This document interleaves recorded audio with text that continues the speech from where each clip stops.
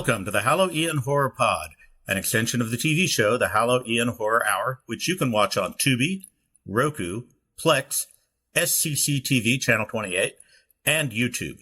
I am Mike, and I'm your host this week. I'm joined by filmmaker Emmett Loverde. How are you, Emmett? I'm great. All right. And artist Mark Monlux. Hi, how are you? Oh, we're doing great. Thank you both for being here. Now, you may be asking yourself, who is this new crew of voices this week? Well, we're here to take you in the video rewind time machine back to the theatrical release of John Carpenter's The Thing. We're taking you back to the theaters of 1982 because our friends at Creator VC are releasing a new exhaustive documentary called The Thing Expanded, which is available for pre-order now.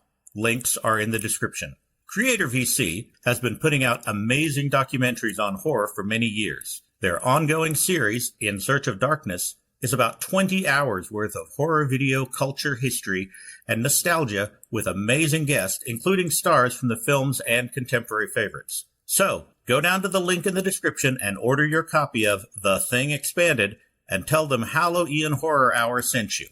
Now, with all that cleared up, let's talk about what it was like to see The Thing in theaters in 1982. For those of you who can't remember 1982 as well as the three of us can, let me set the stage for you. 1982 was a great year for movies.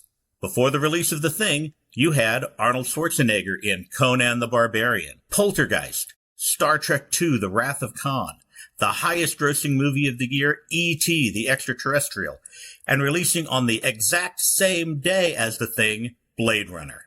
After that, you had Tron, Fast Times at Ridgemont High, Pink Floyd The Wall, the very first Rambo movie, First Blood, Friday the 13th Part 3, Halloween Part 3, Creepshow, The Last Unicorn, The Dark Crystal, and many more. All three of us are here because we saw The Thing during its initial theatrical release. How much did you know about The Thing before you saw it? Not that much, actually. I was familiar with the original. I hadn't seen it, but I had heard that the new one was coming out, and it was done by the Halloween guy and the Fog guy. And that's kind of the extent of what I knew. Oh, and it had Kurt Russell, who I remember from the Dexter Riley Disney movies. So I wasn't sure what to expect.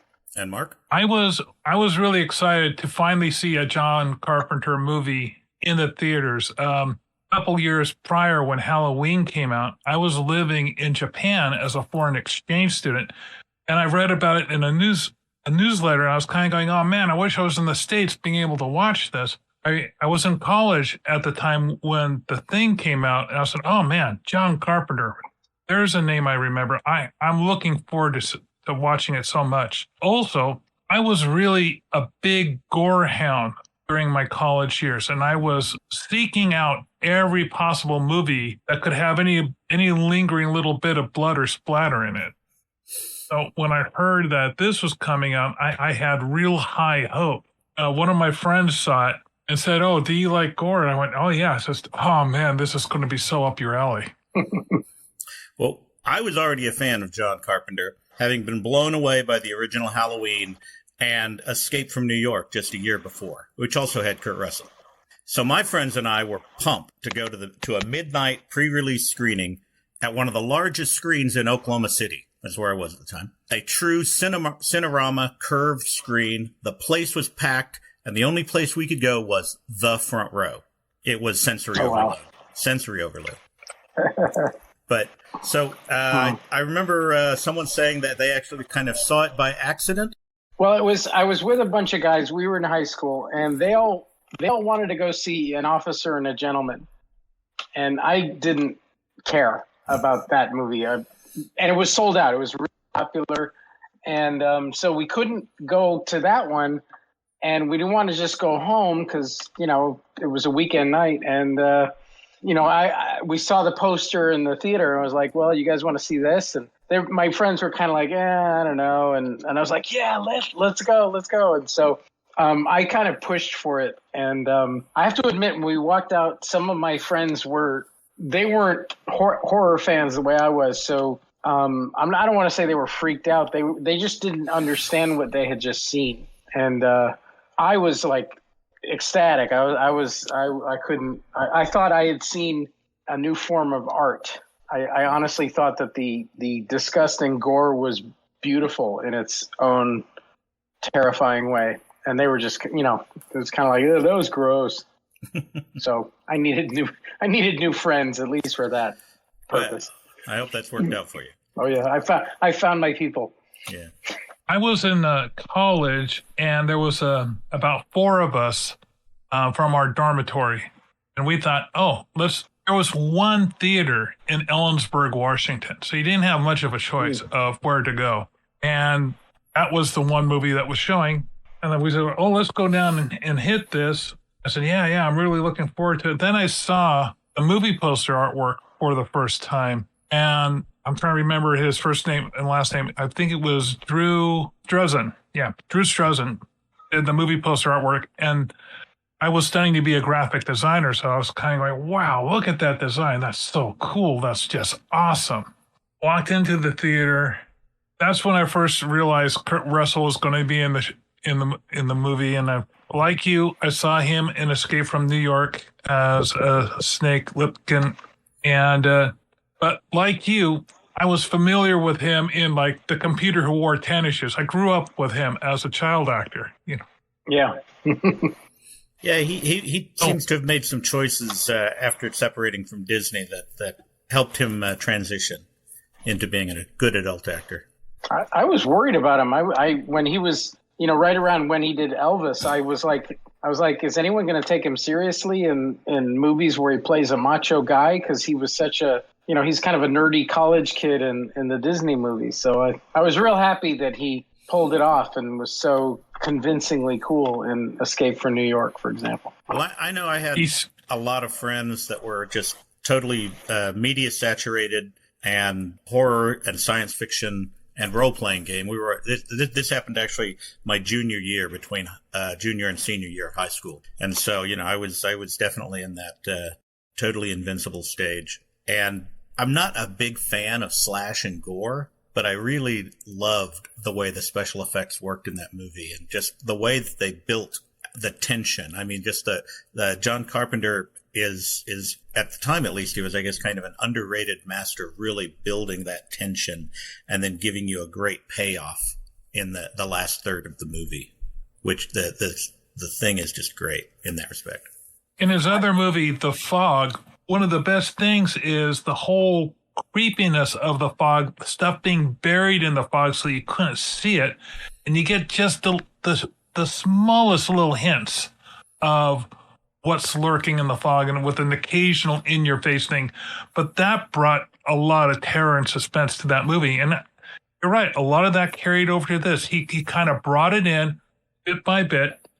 The whole beginning scene with the dog running through the snow being chased by a helicopter.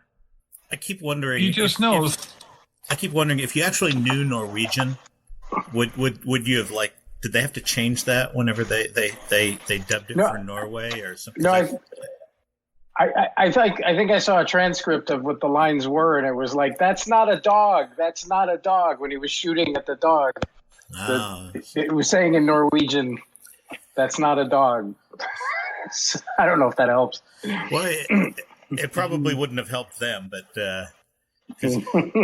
one of the things I think I was talking with some other people about this, that they liked that they were all really not doing things wrong. They weren't doing stupid things. They just were so outclassed by what they were up against, even doing the right thing. If you can imagine it, I watched it again just Friday with my wife. If you can imagine it, my wife had never seen the movie. Oh, wow. But it was really nice. How'd she do? She did actually very well. She did very well. I've made her watch a lot of gross stuff that she probably would normally have not watched. But I was trying not to say anything at all so that I could talk with her about it, and I wouldn't telegraph, this is really great. No, I didn't want to do any of that kind of. There was one jump scare. I was just thinking about this. It's can we actually talk about things that might be a spoiler on a 45-year-old movie? Did we care? If you don't know it by now, you. But I hope you've seen the movie. I was talking to my wife about, and I want to see if you guys have a similar thing. When we're in the movie theater watching it for the first time, and one of the guys has a heart attack, and they put him up on the table, and they get the paddles, and they do the paddle burst once, and then they're getting ready, and they go to do that second paddle burst. So you guys know what I'm talking about. Oh, yeah. Oh, yes. Oh, yeah. That scene, the entire theater lost it. It's just like, what? And then right after that with the spider head, and it was just... That scene with the jaws, when you look at it, first viewing, you think, oh my God, those jaws climb down on his arms, and they must be razor sharp because those stumps come right off. But if you're watching it a second time or a third time or a fourth time, I have to confess, but first month that movie came out, I must have seen it in the theater like 8 times. I just kept going back and back and back. And then when the one theater in Ellensburg stopped showing it, I would get in a car with a group of other fans, and we would drive to Yakima where it was still showing. And so I saw it in the theater like a dozen times before it went away. Oh, wow. If I remember correctly, they actually had a person who was a double arm amputee for that scene. So he actually shoved the prop arms in and was able to get them chopped off cleanly. And I want that to segue into this whole thing about, I look at this movie as like kind of the pinnacle of practical special effects. Because, it's 1982. The only times you have anything on a computer is like the computer chess thing that he's playing. Or I think they do one little thing where it's like these really low res looking like asteroids cell things where the alien cell takes over. But it's just like everything was all practical. Yeah, no, I have to say also that I think that a special award is deserved by the dog. Or the dogs, however many performed that opening sequence, because that incredible dog, not just running across the prairie or whatever, the tundra, but, and looking back at the helicopter and then running again. And then when the dog enters the camp, I mean, it was, because I just watched the movie this afternoon again. And I just thought, my God, that dog, I mean, nowadays they would do it with a digital thing and it would look terrible, but that was a real dog. And he was so precise, and I don't know. And here's the thing: my first clue that I was seeing a very special movie was we were sitting in the theater. The movie starts, the helicopter comes, and the dog is running across the tundra. And my friend of mine was sitting next to me, and he's watching, and he was like, "That's a cool dog." And then the guy in the helicopter starts shooting at him, and the guy sitting next to me he starts getting mad, and he's like, "Why is he shooting at that dog? That dick." He's saying this under his breath in the theater. He's like, "That dick, why is he shooting that dog?" And I thought, clearly this guy is totally in this, he's completely, I was like, I think we're in something special right now. And of course, then we all know what happened after that. Did you guys know about the dog in that it was a half-breed? It was part Siberian Husky and part wolf. And so that's one of the reasons why the dog was looking so stoic and so laser sharp at anything and not quite reacting like a dog would, with the little eyebrows twitching. And the dog actually freaked out one of the members on the set so much that he had a hard time with, not being afraid of the dog because of the way it was behaving. I just learned about that last month. I thought, oh, wow, I love learning little tidbits about this thing.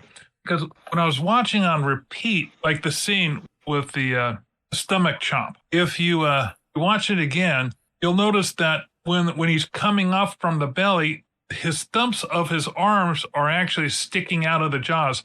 But when you watch it the first time, you're absolutely convinced that those teeth have completely bear trapped down and maybe have sprung back up like it's going to take another bite out of him or something. It's just, I get the shivers every time I think about that. That scene just really lands home.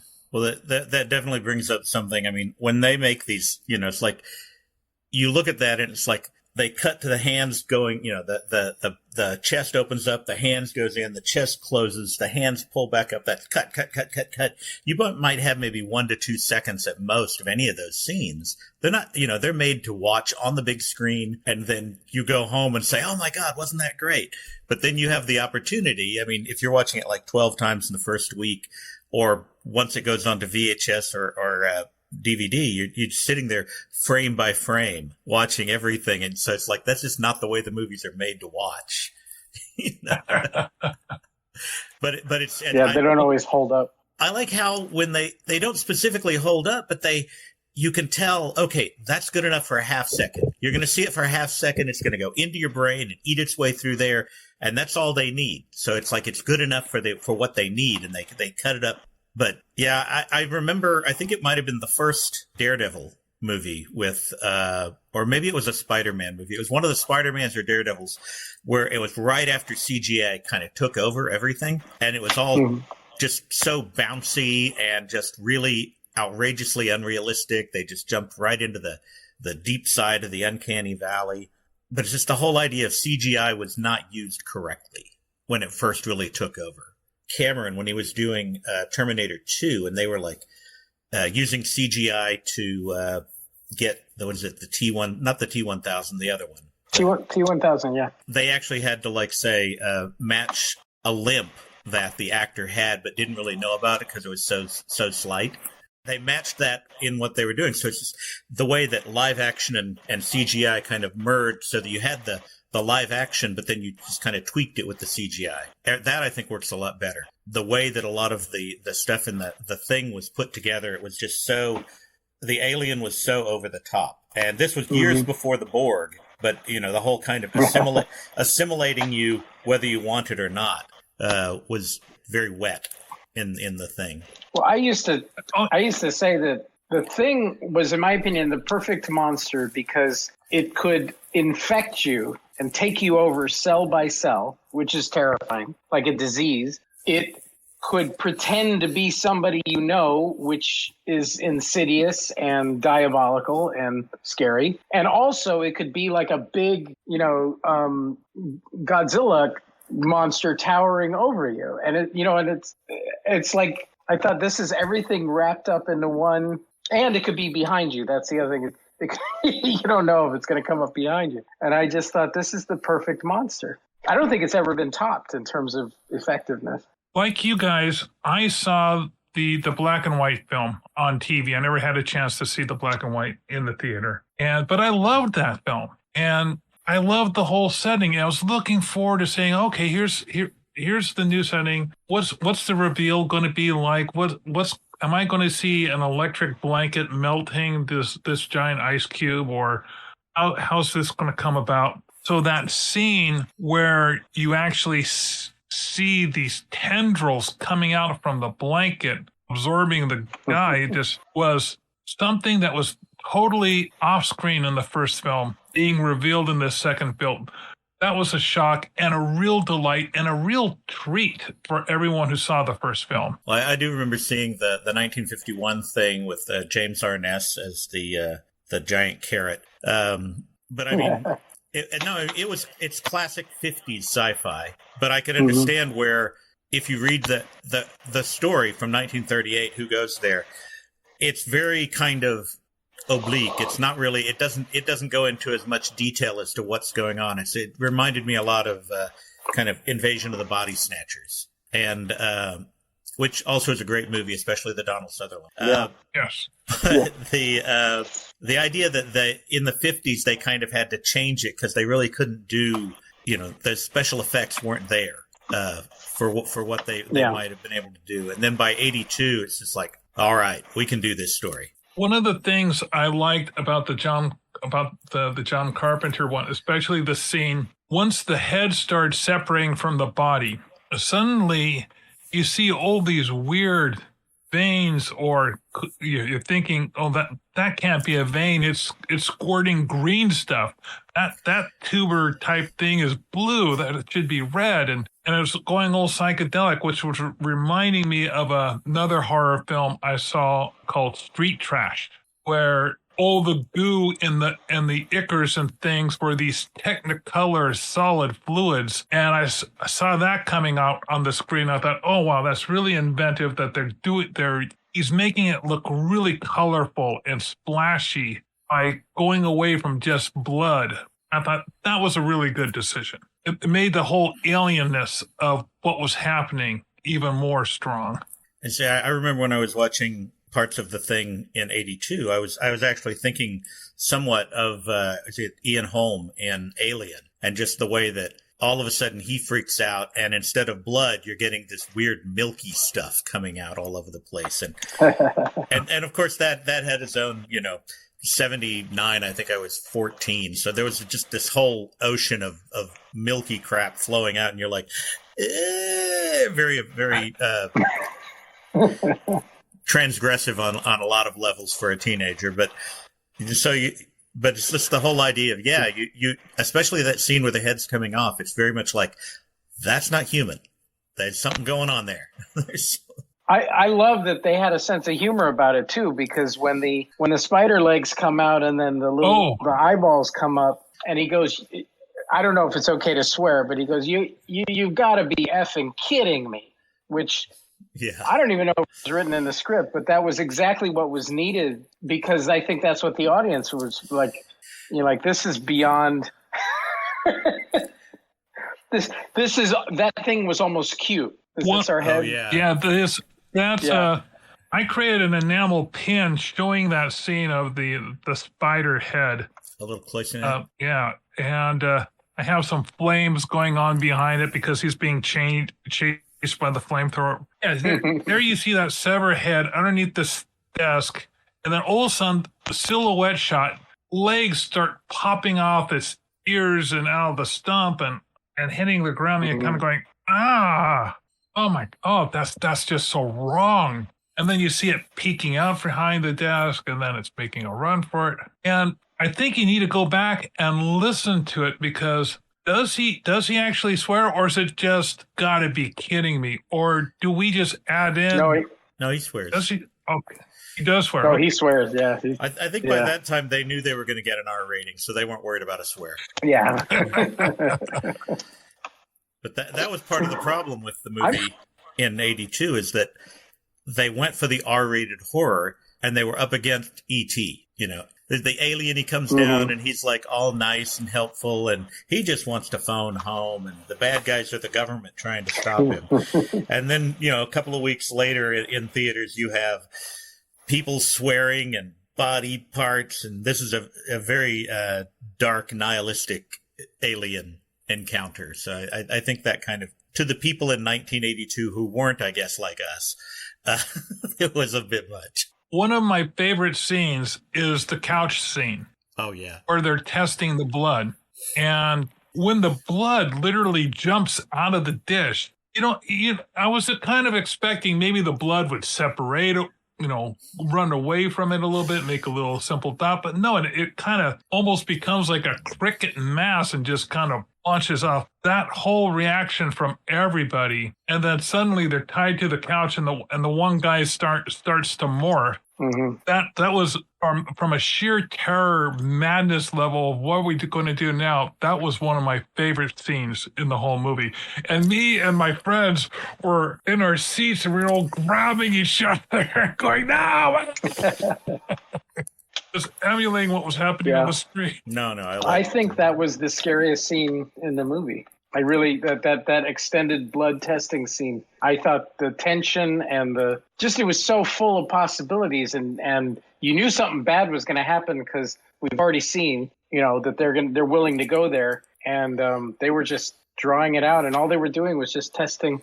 All they were doing was just testing blood, and I thought it was fantastic. I like the way they built it up, and I also like the way that basically one of the guys that he just killed wasn't an alien. And the dog trainer. Yeah, he was just so upset. But it was reminding me, watching it again, it was like, oh wow, this is like a game of Among Us if you play computer games, or if you're not into computer games, like there's games like Mafia or Werewolf, because you Assassin, I'd heard it called. It's a great thing. I like how once they figure out that they're probably not going to make it. None of them are going to make it. They're just like, okay, well, let's blow the fucker up. It's like it reminded me again of the aliens thing. We need to nuke it from space. It's the only way to be sure. but even then, and what about the ending? What do you guys think about the ending? Well, I think that I knew that they were never going to destroy the thing completely from the moment that it came back from being frozen. That burned body that they brought back to camp and everything. And when that came back to life, I thought they're never gonna completely destroy this thing. And so it really was just counting down till they die, and then the thing waits for the next opportunity. So I like the ending, but I frankly I didn't see how it could have a happy or hopeful ending. So, and the scene where he's sitting across from Childs, and you're kind of wondering, okay, is Childs an alien or isn't Childs an alien? Both of them know they're going to freeze, but one of them, like you said, they're going to thaw out.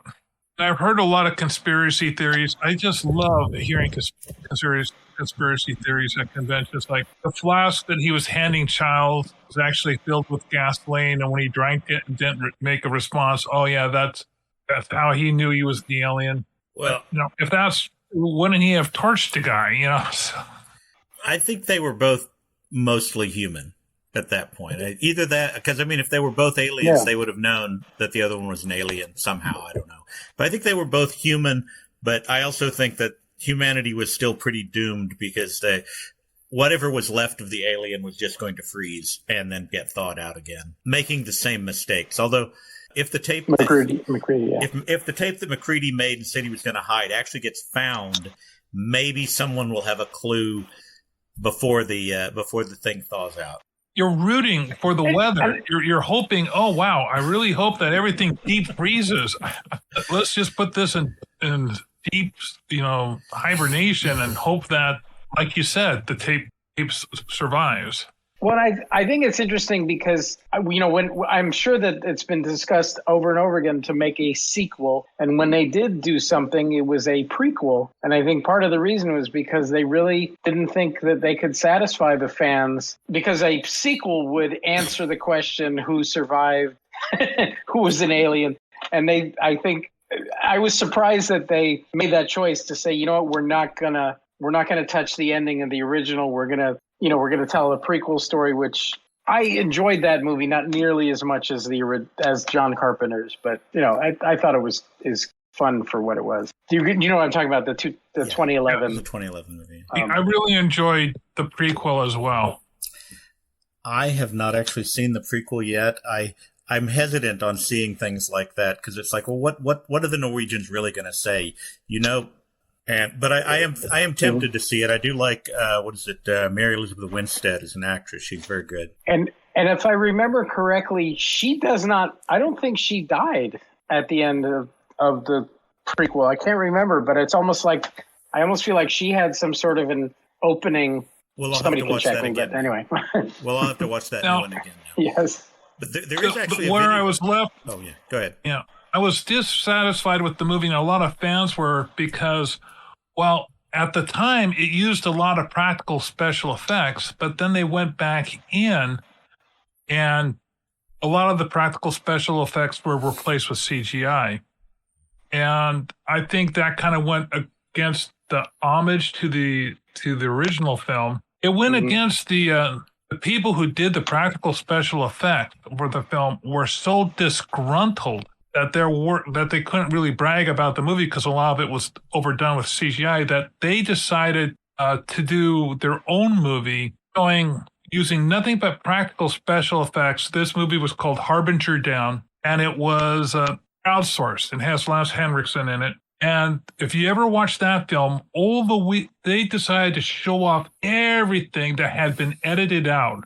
of the thing, but with a different type of storyline. And it looks it looks like it was CGI, but it wasn't. It was 100% practical special effects. They wanted to say, hey, you don't have to go the cheap route. You can really go the traditional route and still get the same effect. When I was watching the 82 one again, I was noticing where they were using matte paintings which was another thing that, it's like, especially when they go out on the ice to see the old ship again. And you can sit there and it's like sitting there trying to sit there. Where did that matte painting end and where did the people start? Because they were using it because that's what they did in 82. They didn't have this whole CGI matte painting going.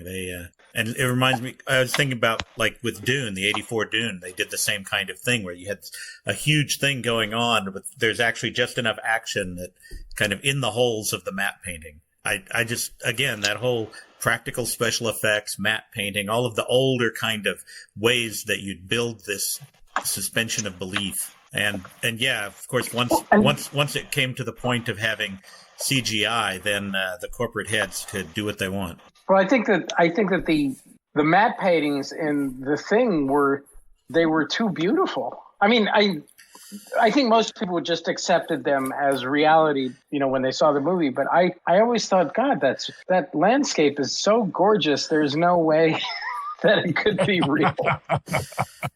What strikes me about this movie that even 45 years later, there are still people. I mean, we all had the pleasure of seeing it in the theater when it first came out. I still see it in the theater now and then because there are some local theaters here in Tacoma that make a point of showing old films.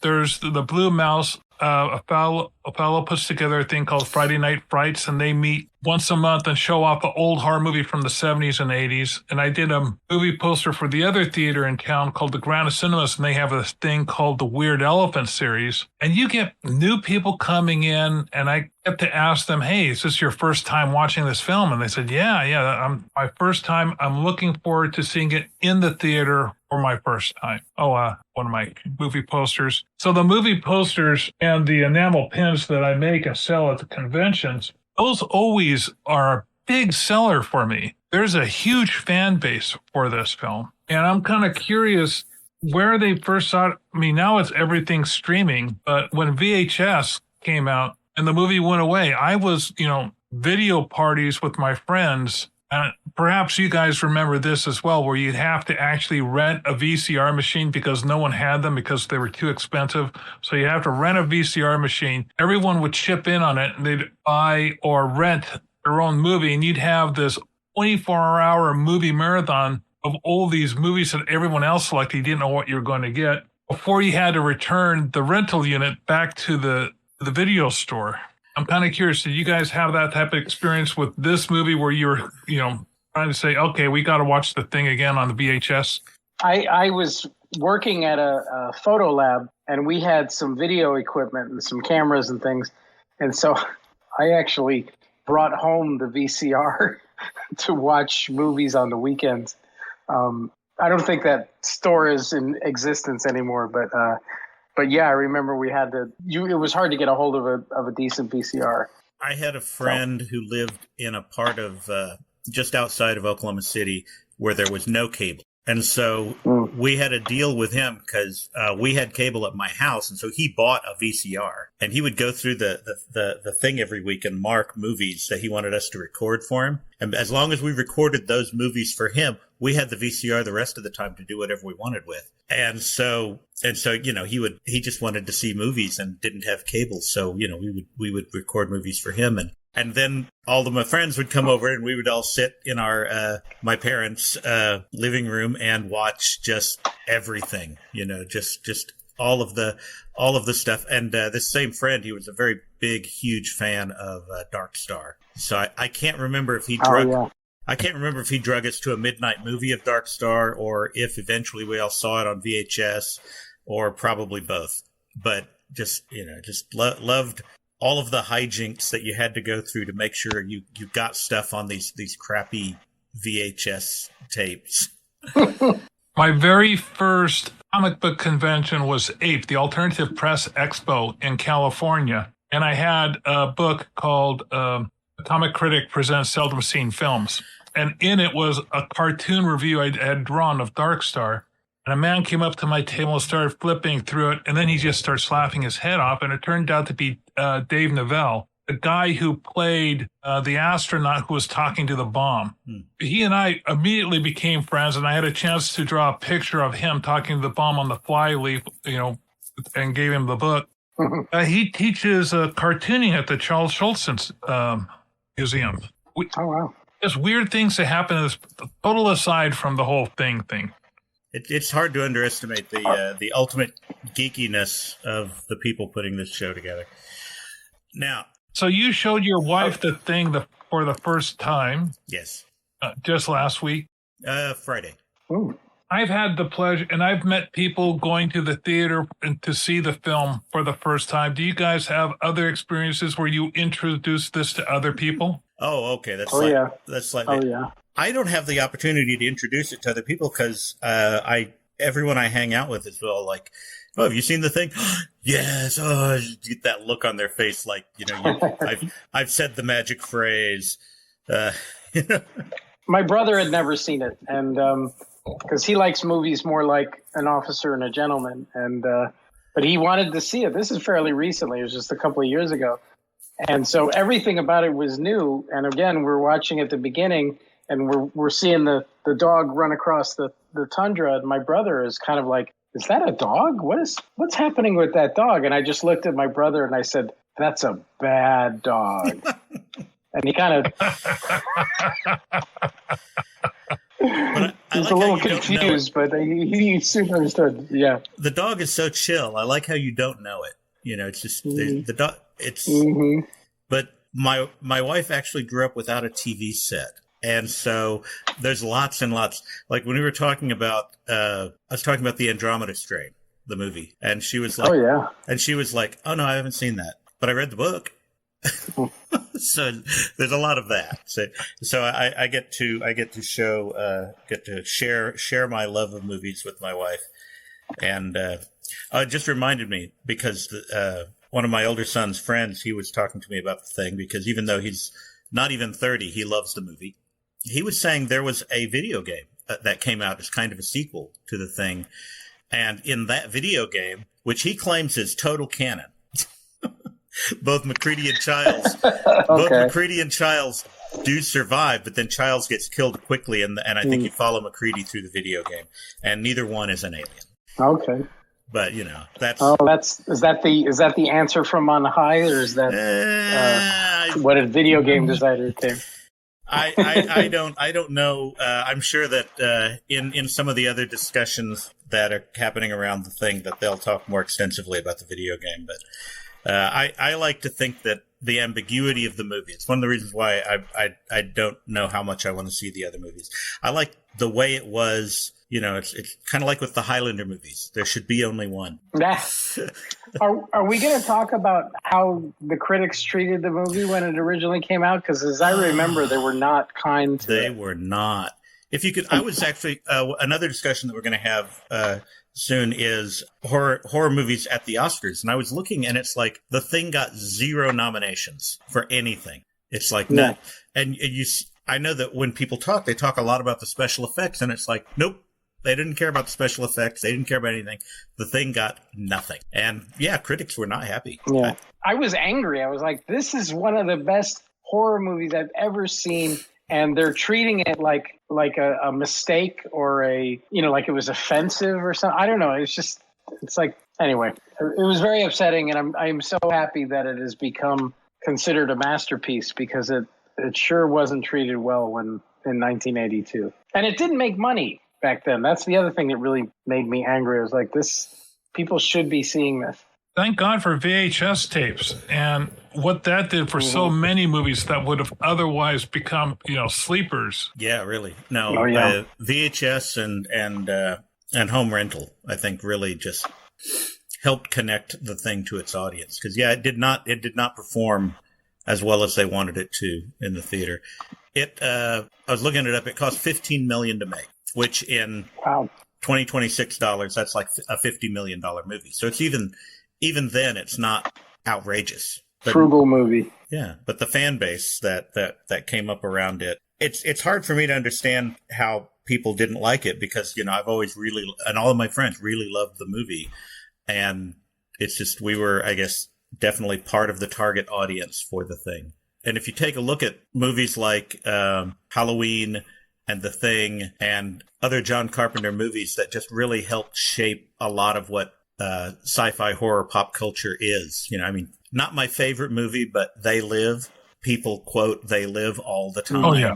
And it's just that whole kind of this glasses and obey and whatnot. And it's just John Carpenter really shaped a lot of alternative pop culture, which of course then gets refed back to us through kind of horror nostalgia in something like Stranger Things. Because those guys are all.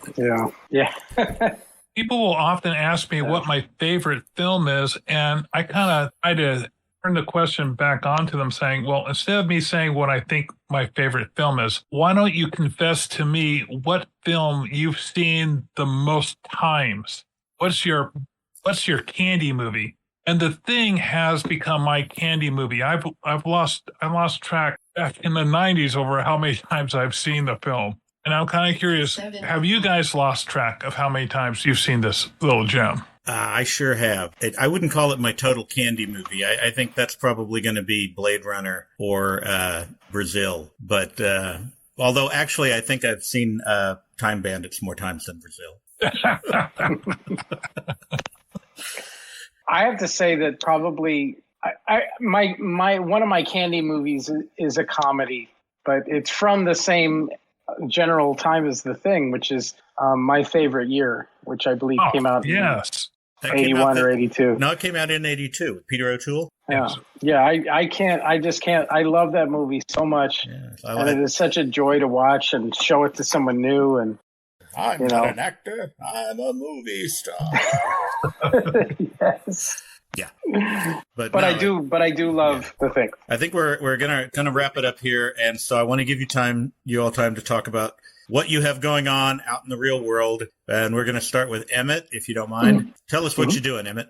Well, last fall, I know that some people can't see this, but I made a thriller called Without a Name, and the movie that was shown during the Halloween Horror Hour that I made called Pastor Jameson's New Plan is incorporated into this film. It's kind of an opening sequence for this movie. And this is on streaming on Tubi. And you can also get it on Amazon and a couple of other places. And I actually think you can find it on YouTube. And I'm editing a new movie called The Maginot Line. And I'm very excited about it and can't wait to share it with the world. The name of the movie is The Maginot Line, and it is not a World War II movie. The Maginot Line was something that happened in the 30s in France. It's a play on words. I see. Wanted to clarify that. The Maginot Line stars Mara Marini. She was on Parks and Recreation and a couple of other shows, and also Carlo Mendez, who is an up-and-comer. And he's actually the brother of the actress Eva Mendes, and they're both terrific. And I can't wait to show it off. Cool to everybody. And Mark, what do you have going on? I do a lot of work, illustration work for my clients. I'm doing some work now for the city of Tacoma that are going to be art wraps on dump trucks. That's hardly horrifying, but horror or cult movie related. I'm always doing movie posters for the theaters here in town. And if you like to see the movies I've done and my enamel pins, all my stuff, I have an Etsy shop at Monlux Illustration. The first last name is spelled Monlux. If you check that out, there's about 24 movie posters and a bunch of crazy pins. I'm sure that we'll have links to whatever you provide us links for in the description so people can find your stuff. And just know you two are the right kind of people just because of the association that you now have with all the people listening to this from The Thing. Myself, almost all of my stuff can be found at rewiredgeek.com. I accidentally branded myself with the name Rewired Geek, one word. It's a weird story where I used to have my usernames on the internet used to be Mucho Mas, which is a character from Thomas Pynchon's The Crying of Lot 49, the husband of the main character, Edwin Mas. And all of a sudden that was taken. And I was reading a book called Rewired, a post-cyberpunk thing, and I'm a geek, so Rewired Geek. And after a while, everything on the internet that I am, there's so many Hodges that you can't find me by my name. But if you type in Rewired Geek into Google, or go to rewiredgeek.com. You got me. Everything. Thank you for having me on the show. I've loved talking about this movie. And let's see. So we've been listening to the Halloween Horror Pod, an extension of the TV show Halloween Horror Hour, which, of course, can be watched on Tubi, Roku, Plex, SCC TV, which is the Seattle Community College TV, Channel 28, and YouTube. This is Mike Hodge, and I've been here with Emmett Loverde and Mark Monlux. Hope you all have a great week.